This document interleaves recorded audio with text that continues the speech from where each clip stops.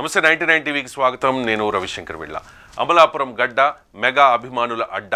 చిరంజీవి పవన్ కళ్యాణ్లకు అమలాపురం అంటే ప్రత్యేకమైన అభిమానం. ఆ అభిమానాన్ని తట్టుకోవడం ఎంత కష్టమో పవన్ కళ్యాణ్ అనేక సందర్భాల్లో చెప్పారు. మెగా ఫ్యాన్స్ ఎటువైపు ఉంటే ఆ వైపే గెలుపు ఉంటుంది. అమలాపురంలో మెగా కుటుంబ బలం గురించి సొంత వాళ్ళు చెప్తే కిక్కే ఉంటుంది. ఇప్పుడు ఒక టీడీపీ ఎమ్మెల్యే మెగా కుటుంబాన్ని పొగుడుతూ ఆకాశానికి ఎత్తేశారు. ఆ ఎమ్మెల్యే చేసిన కామెంట్లు ఇప్పుడు సోషల్ మీడియాలో చర్చనీయాంశంగా మారాయి. మెగా కుటుంబానికి ఉన్న అభిమాన వర్గం ఎంతో పెద్దది. రాష్ట్రంలో దాదాపు ప్రతి ప్రాంతంలో మెగా అభిమానులు పెద్ద సంఖ్యలో ఉన్నారు.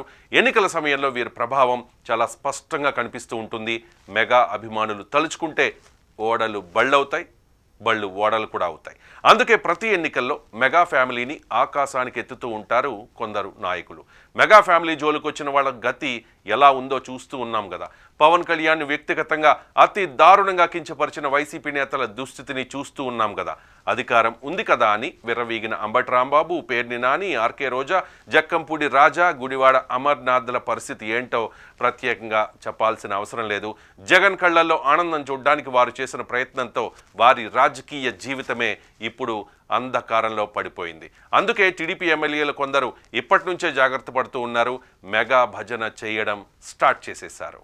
తాజాగా అంబేద్కర్ కోనసీమ జిల్లా అమలాపురం ఎమ్మెల్యే ఐతాబత్తుల ఆనందరావు చేసిన వ్యాఖ్యలు రాష్ట్ర రాజకీయాల్లో చర్చనీయాంశంగా మారాయి. ఆనందరావు మాటల్లో మెగా కుటుంబంపై ఉన్న గౌరవం, వారి ప్రభావం ఎలా ఉంటుందో కనిపించింది.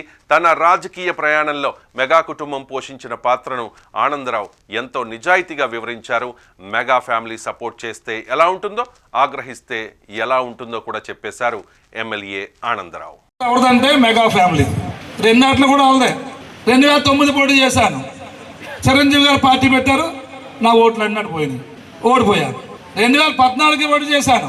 పవన్ కళ్యాణ్ గారు మనకి సపోర్ట్ చేశారు, నేను ఉన్నానని చెప్పారు, మనం గెలిచాము. మళ్ళీ 19 పోటీ చేశాను, పవన్ కళ్యాణ్ గారు వెళ్ళిపోయారు, మళ్ళీ ఓడిపోయారు.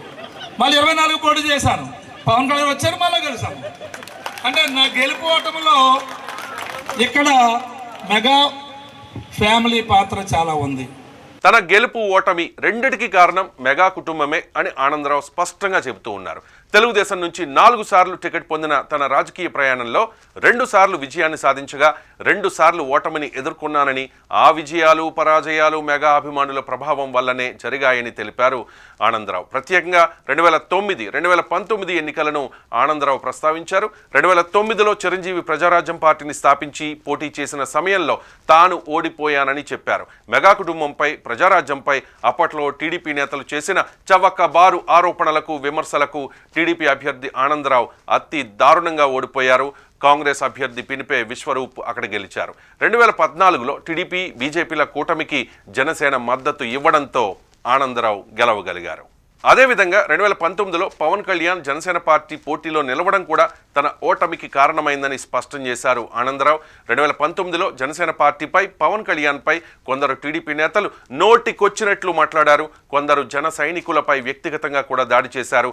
అలా నోరు పారేసుకున్న టీడీపీ నేతలకు పవన్ కళ్యాణే చెప్పుతో కొట్టినట్టు డైరెక్ట్గా చురకలండించారు. ఫలితంగా మళ్ళీ అమలాపురంలో ఆనందరావు ఓటమి పాలయ్యారు. 2024లో టీడీపీ, బీజేపీ, జనసేన కూటమిగా పోటీ చేయడంతో అమలాపురంలో టీడీపీ అభ్యర్థి ఆనందరావు గెలవగలిగారు.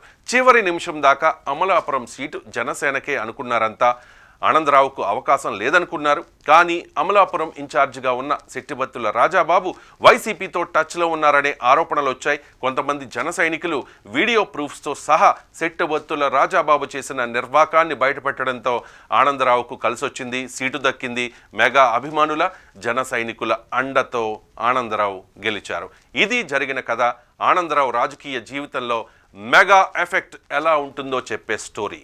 మెగా దయ ఎలా ఉంటుందో, మెగా దెబ్బ ఎలా ఉంటుందో రెండు చవి చూశారు, రెండు రుచి చూశారు ఆనందరావు.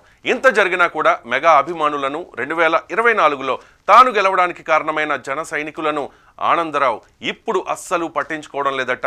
ఆనందరావు రేవు దాటాక గతంలోలా తెప్ప తగలేస్తూ ఉన్నారు అనేది కోనసీమలో టాక్. అమలాపురంలో రాజకీయంగా చక్రం తిప్పే బలమైన కాపు సామాజిక వర్గానికి కూడా లైట్ తీసుకుంటూ ఉన్నారట ఆనందరావు. జన సైనికులనే కాదు, టీడీపీలో ఉన్న కాపు నాయకులనే ఆనందరావు అస్సలు పట్టించుకోవడం లేదనే టాక్ వినిపిస్తోంది.